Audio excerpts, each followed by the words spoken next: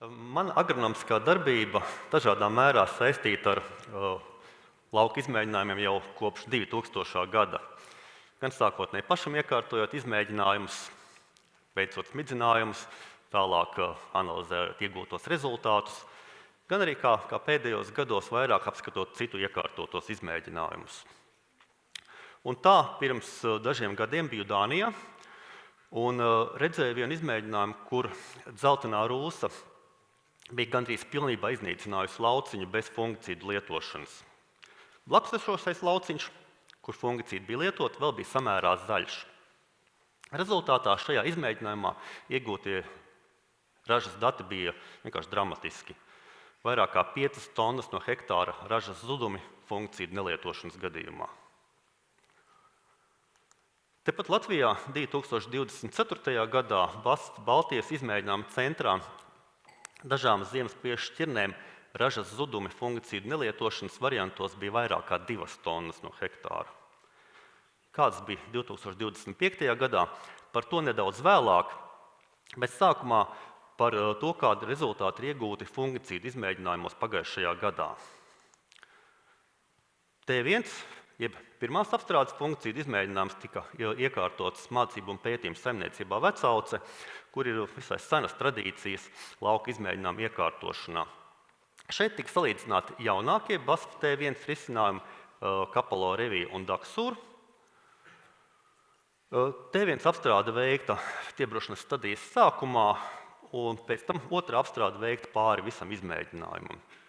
Iegūti rezultāti rāda, ka lietojot spēcīgu T1 risinājumu, mēs iegūstam gan spēcīgāku efektu pret slimībām, gan arī būtisku ražas pieaugumu. Ja mēs apskatām ekonomiku uz šī izmēģinājuma fona, tātad fungicīdu izmaksas, protams, ir augstākas, ja lieto spēcīgu T1 risinājumu, bet konkrētā gadījumā arī papildus iegūtā raža būtiski atšķīrās, un tā bija vairāk kā 4 reizes lielāka. Ja pieņem kviešu realizācijas cenu 160 eiro par tonu, tad aprēķini rāda, ka atdeve no lietotā spēcīgā T1 fungicīda ir būtiski augstāka. Dažādas fungicīdu programmas ar 2 apstrādēm, T1 apstrādi kviešu 2-3 mezglu stadijā un sekojošo otru apstrādi pa kviešu karoglapu tika veikta BASF Baltijas izmēģinājuma centrā Uzvarā. Šeit iekļautās dažādās BASF fungicīdu programmas savā starpā būtiski neatšķīrās, bet deva stabilu vairāk kā 1,3 tonnas no hektāra lielu ražas pieaugumu. Turpretī izmēģinājumā iekļautā visam lēta fungicīdu programma būtiski atpalika, un arī to jau sezonas laikā labi varēja redzēt uz lauka. Ekonomiskā ziņā, tātad, ja mēs salīdzinām BASF vispopulārāko un iepriekšējās sezonās sevi pārliecinoši pierādījušo programmu ar pirmo apstrādi, T1 apstrādi ar Prieksoru plus kurbatūru pa 0,4 litriem uz hektāru un otrajā apstrādē Revitrex 1 litrs pret tātad ļoti lētu funkciju programmu. Jā, izmaksas atšķiras, bet iegūtā papildus raža atšķīrās vairāk kā par tonu. Un rezultāta aprēķini rāda, ka atdeve no katra ieguldītā eiro lietojot spēcīgu fungicīdu programmu ir būtiski augstāka. Paskatīsimies tālāk, kādi rezultāti ir iegūti neatkarīgu organizāciju veiktajos izmēģinājumos kaimiņos. Šeit rezultāti no Zviedrijas, vidējie dati no 4 izmēģinājumiem auzās, kur pirms auzu skars parādīšanās ir veikta viena fungicīdu apstrāde ar salīdzinoši zemām fungicīdu devām. Un šeit sevi vislabāk parāda Balaja, kas gan patiesībā nav nekāds pārsteigums, jo to jau mēs arī Latvijā esam pārliecinājušies arī ražošanas cējumos, ka Balaja ļoti labi sevi parāda auzu aizsardzībā no slimībām. Dodamies nedaudz tālāk uz ziemeļiem, uz Somiju. Somijas dienvidos, vasaras kviešos, arī izmēģinājumā veikta tikai viena apstrāde vārpošanas stadijā. Un arī šeit sevi visspēcīgāk parādīja BASF fungicīdi Balāja un Revitreks, kas, kā toreiz pierāda, šo fungicīdu piemērotību dažādos graudaugos un dažādos audzēšanas apstākļos. Bet nu gan atgriežamies atpakaļ uz Latviju, uz BASF Baltijas izmēģinājumu centru Uzvarā, kur pagājušajā gadā jau 5.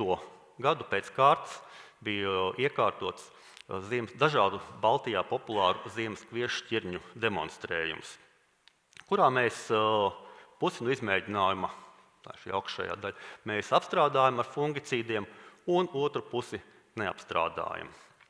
Bet, lai jūs labāk saprastu, kāpēc šie rezultāti, kurus tūlīt jums parādīšu, ir tādi un ne savādāki, mums jāatskatās uz to, kāds bija pavasaris pagājušajā gadā.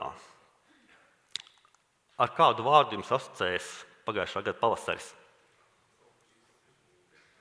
Slapš, lietus. Jā, arī Uzvarā maija mēnesis mums bija ļoti lietains. Maijā tikai 9 dienas bija bez lietus. Mēnesī, kad ir jāveic vislielākais apjoms sējuma kopšanas darbu smidzinājumu.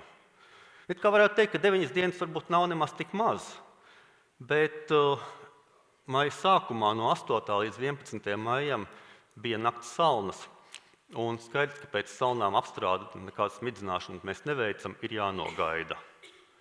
Dažas dienas bez lietus bija pašā maija sākumā, bet izmēģinājumos ir vēl tāds faktors kā vējš, un tiklīdz kā vējš ir pārāk stiprs, mēs arī smidzinājumu neveicam, lai izslēgtu smidzinājumu nonešanu uz blakus lauciņiem.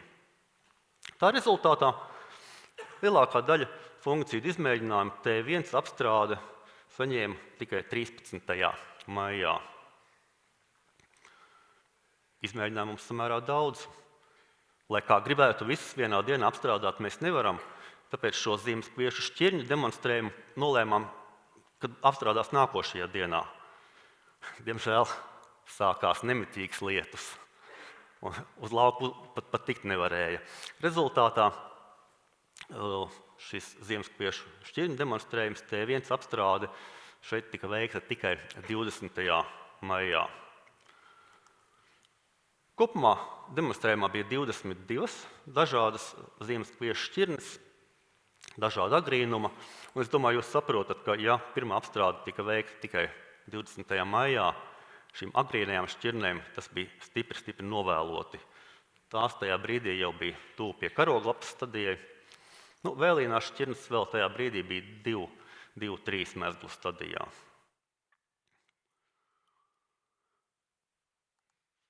Ziemas kvieši tika sēti pēc zirņiem, tradicionāla augsnes apstrāde, arums, rudenī lietots herbicīds Flagged Forte plus Pontus, pavasarī kopējais slāpekļa papildmēslojuma deva 173 kg uz hektāra.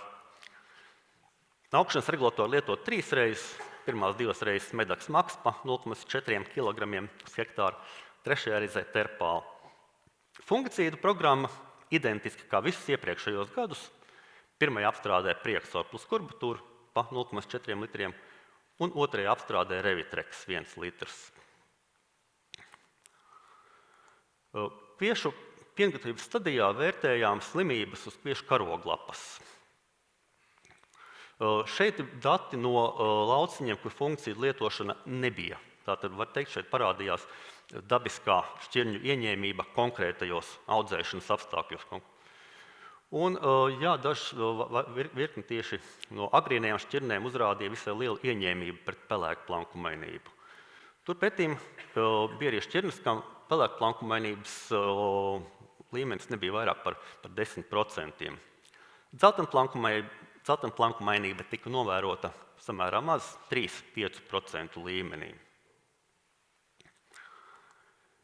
Ražas, ziemas kviešu ražas pērn atšķīrās starp šķirnēm diezgan daudz, jāsaka, vairāk nekā tas ir bijis mums citus gadus, bet tas tieši atsaucas ar manu iepriekš minēto par stipri nokavētu šo T1 apstrādi, un skaidrs, ka virkne no šķirnēm šajos apstākļos vienkārši nevarēja parādīt savu pilno ražas potenciālu. Arī šeit ir ziemskviešu ražas. Šeit tātad ar oranžajiem stabiņiem ir ražas bez funkciju lietošanas un ar zaļajiem lietojot VAS funkciju programmu. Arī šīm šķirnēm, kas bija tās augstražīgākās, un daudzas no tām parādīja arī visai labu izturību pret slimībām, arī tām funkciju lietošana deva būtisku ražas pieaugumu. Un vidēji šajā demonstrējumā, vidēji starp 22 šķirnēm, jau iegūtā papildus raža bija 1 tonna no hektāra. Proteīna saturs pērn visām šķirnēm bija virs 12% konkrētajā demonstrējumā. Protams, tas ir lielā mērā atkarīgs arī no šķirnes ģenētiskajām īpašībām, cietajiem kviešiem, un pirmie beladūri ir cietie, jeb dūrumu kvieši, tas ir augsts, un tādai šķirnē kā Informer tas parasti ir zemāks.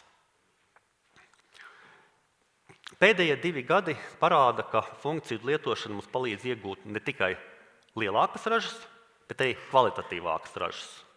Pieaug kviešu tilpummasa. Pērn konkrētajā demonstrējumā kviešu tilpummasa bija salīdzinoši zema, bet funkciju lietošanas variantos tā vidēji bija par 18 gramiem litrā lielāka. 2024. gadā šis pieaugums bija 16 grami litrā. 10 ziemskviešu šķirnes mūsu demonstrējumā jau ir bijuši 3 gadus pēc kārtas, tātad šie ir 3 gadu vidējie dati. Un šie 3 gadi, protams, bija ļoti atšķirīgi, atceramies 2023. ļoti sauso gadu, bet neskatoties uz to, vidējais pieaugums no funkciju lietošanas ir bijis 1 tonna no hektāra. Protams, par šķirnēm tas nedaudz atšķiras. Skāgen tas apmēram 0,9, etanē tas bija pat 1,4 tonnas, bet tas skaidri parāda, ka arī vērtējot šo ilgtermiņā, spēcīgas funkciju programmas lietošana dod būtisku ražas pieaugumu. Paldies!